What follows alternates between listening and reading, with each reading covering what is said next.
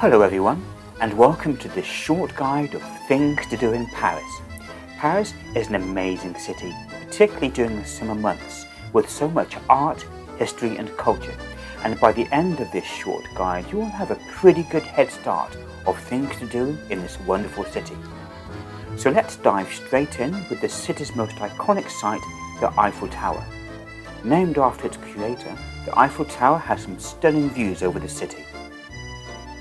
The Champs-Élysées is the city's most iconic boulevard, lined with some wonderful shops and restaurants. The Arc de Triomphe is located at the halfway point on the Champs-Élysées and honours those who died during the French Revolution. The top of the Arc de Triomphe is also accessible with some great views over the city.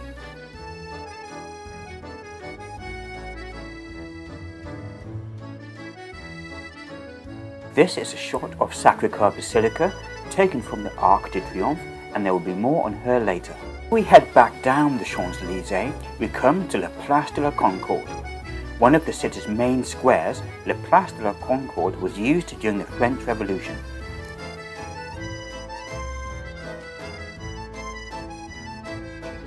Le Jardin de Tuileries, or Tuileries Gardens, dates back to the 17th century and are also very nice during the summer months. So if you want to take 5 minutes and take a load off after a busy morning sightseeing, then the Jardin de Tuileries is the place to do it. Le Musée Louvre, known as simply the Louvre, is a must if you're coming to Paris. The Louvre is the world's most famous museum, housing a vast collection, including the Mona Lisa. My advice here is just to choose 1 or 2 sections of the Louvre, as you could spend an entire weekend in the Louvre alone. The good thing about the last 5 locations, the Champs-Élysées, le Arc de Triomphe, the Jardin de Tuileries, la Place de la Concorde and the Louvre, is that they're all located within minutes walking distance of each other. Sacré-Cœur Basilica is located in an area of Paris known as Montmartre, which is easily reachable via the city's metro system. I could do an entire video on Montmartre alone, but today we'll just be concentrating on the main parts. Sacré-Cœur Basilica is a wonderful piece of architecture with some amazing views over the city. Also located in Montmartre is La Place de Théâtre, which used to be a hangout for artists such as Picasso during the avant-garde movement of the early 1920s. Even today, it is filled with artists' own portraits. I tend to have dinner here most evenings when I'm in Paris, as it is lined with some wonderful restaurants. And here we have the ever-popular Moulin Rouge, which is probably the world's most famous cabaret, and rumour has it that the can-can was invented here.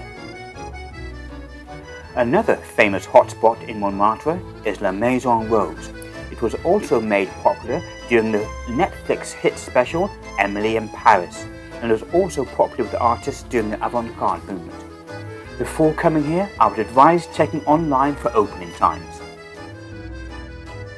My last site in Montmartre, I thought I'd mention Le Deux Moulins. Le Deux Moulins is a charming restaurant that was featured in the 2001 film Amélie. Why not pay a visit here when you're in Paris? If you're coming to Paris during the summer, why not take a boat cruise along the River Seine? It is so nice, and you can take in some iconic sites such as Pont Neuf, which is the longest standing bridge in Paris, the Eiffel Tower, and also Notre Dame. Musée d'Orsay is another of Paris's famous museums. Musée d'Orsay is housed in a former railway station and is located on the banks of the River Seine. Musée d'Orsay contains Impressionist and Post-Impressionist paintings. Located on the Place de l'Opéra is the Opera House, which houses the National Ballet. It is possible to visit the inside of this very ornate building. Please check online for opening times. Notre Dame Cathedral is arguably the world's most famous cathedral. Unfortunately, at the making of this video, Notre Dame is undergoing renovation due to the fire that took place here in 2019. An announcement is to be made during 2024 as to its reopening. This wonderful piece of architecture had its construction start in the 12th century and took over 100 years to complete. Victor Hugo's famous book Notre Dame de Paris, otherwise known as the Hunchback of Notre Dame, uses Notre Dame as a base for its location. Thank you very much for watching my video. Please like and subscribe as there will be more videos to come.